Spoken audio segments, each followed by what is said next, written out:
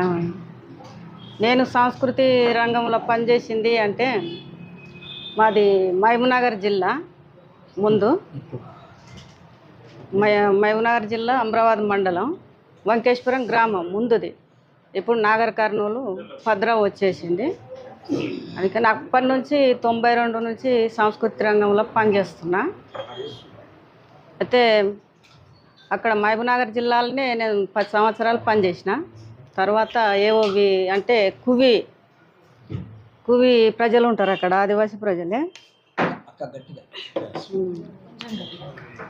మహబూబ్‌నగర్ జిల్లాలో పనిచేసినప్పుడు నల్లమల్లల చెంచోళ్ళు అంటారు. నల్లమల్లలో 10 సంవత్సరాలు అటే పనిచేసిన. నల్లమల్లలో అంటే నల్లమల్ల ప్రజలు ఆ అడవి మీదనే ఆధారపడి, ఆ గోంద్ అంటారు, జిగురు అంటే అక్కడ వ్యవసాయం చేసుకోరు ప్రజలు, అడవి మీద ఆధారపడి బతికేవాళ్ళు. అక్కడ సంఘాలు పెడుతూ సంఘటితం చేస్తూ ఒక చైతన్యము చేయడములో, అంటే అక్కడ వ్యవసాయం కూడా కొంత చేయడానికి వాళ్ళను ప్రయత్నం చేసినాం. మేము కూడా అక్కడ భాగస్వాములం అయినాము.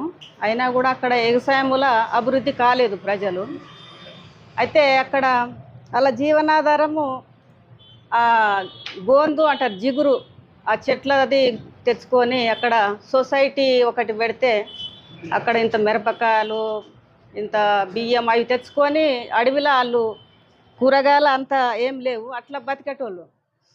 అంటే అక్కడ పాటలు కూడా, చెంచుల దెబ్బలు లేసినయి, దోపిడి గుండెలు వదిరినయి, మంత్రులతోని మాటలు కావు, మంత్రుల గుండెలు వదిరినయి.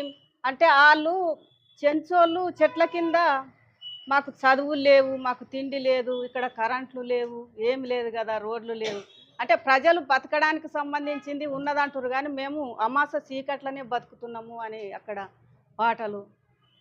అంటే అక్కడ ఉన్న ప్రజలు ఒక మన పార్టీ అంటే చాలా ప్రేమతో, వాళ్ళకు తిండి లేదు కానీ వాళ్ళకు ఉన్న దాంట్లో మనకు కూడా పెట్టి, అంటే అక్కడ వాళ్ళ జీవనాధారముల మొత్తం అడవి మీద ఆధారపడేటోళ్ళు కాబట్టి వాళ్ళకి అక్కడ జనసంఖ్య కూడా చాలా లేదు.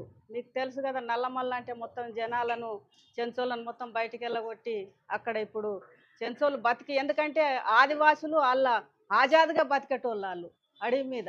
అంటే వాళ్ళను అడవి నుంచి కూడా తరిమిరని మీకు తెలుసు.